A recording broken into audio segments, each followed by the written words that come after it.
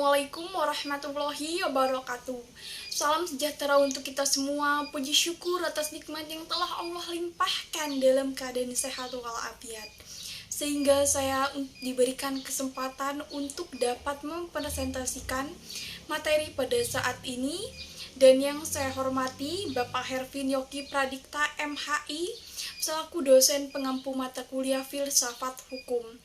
Baiklah, sebelumnya perkenalkan saya Siti Mimuna dengan INPM 2021010185 dari Prodi Hukum Keluarga Islam. Saya akan menjelaskan materi yang berjudul Bangunan Hukum Islam di Indonesia.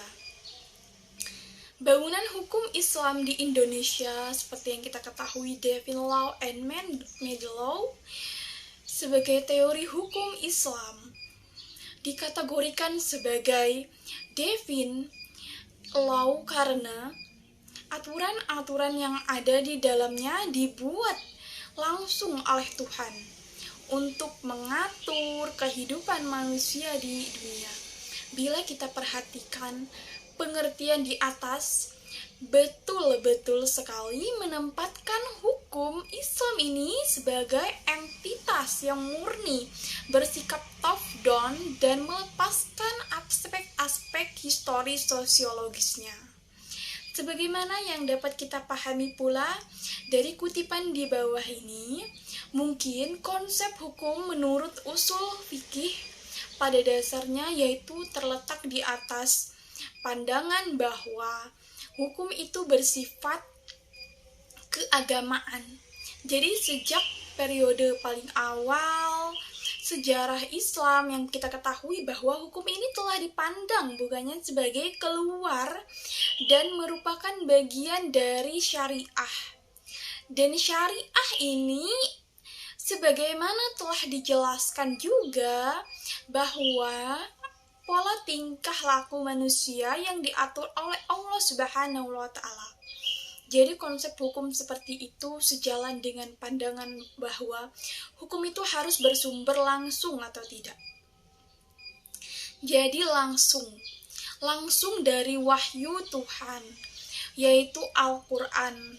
Seperti yang kita selalu pelajari bahwa Al-Quran adalah sumber wahyu dari Allah Subhanahu wa Ta'ala. Dan penjelasan dari Nabi Muhammad SAW yang disebut sunnah. Bila kutipan di atas dikaitkan dengan politik, maka itulah yang disebut dengan nomokrasi negara Islam. Sifat nomokrasi negara Islam menunjukkan kepercayaan terhadap supremasi hukum suci yang menjadi sumber otoritas pemerintahan. Peraturan suci seperti secara inheren memiliki karakter supranatural and extraordinary karakter, ikatan-ikatan penyatuan antara agama dan negara, dan supremasi hukum suci berasal dari kehendak. Bagaimana hukum suci berasal dari kehendak Tuhan? Secara bersama-sama kita menegaskan bahwa kembali ke kewajiban setiap hamba untuk taat kepadanya. Jadi menurut Kaduri, seperti yang kita ketahui bahwanya dia bilang warga negara Islam adalah hamba Allah dan hukum-hukumnya adalah hukum suci karena ia berasal dari Allah Subhanahu wa Ta'ala, tidak diterapkan oleh manusia. Hukum suci seperti itu adalah pasti benar dan manusia hanya bisa mematuhi karena Allah Subhanahu wa Ta'ala lebih mengetahui dari otoritas maupun terhadap kebutuhan hambanya. Dalam usaha mentaati hukum, manusia menyadari akan tujuan-tujuan agamanya itu sendiri. Karena hukum dalam Islam memiliki karakter sebagai sebuah kewajiban religius. Pada waktu yang sama, ia juga memberikan dukungan politik bagi agama Islam. Pada kenyataannya, hukum Islam merupakan perintah Tuhan dan karenanya itu dia bersifat mengikat sebagaimana sebuah cita-cita agama yang kita ketahui yang berbeda dengan hukum buatan manusia, man-made law. dan dianggap sebagai fenomena sosial yang tunduk pada kebutuhan manusia dan nilai-nilai. Karena alasan itulah, hukum dalam pandangan pemikir-pemikir Muslim tersebut pada kenyataannya bukanlah termasuk kajian yang independen dan empiris. Sebagai implikasi dari kedua faktor tersebut, yakni sifat sucinya dan ikatan yang kuat dengan tradisi lama.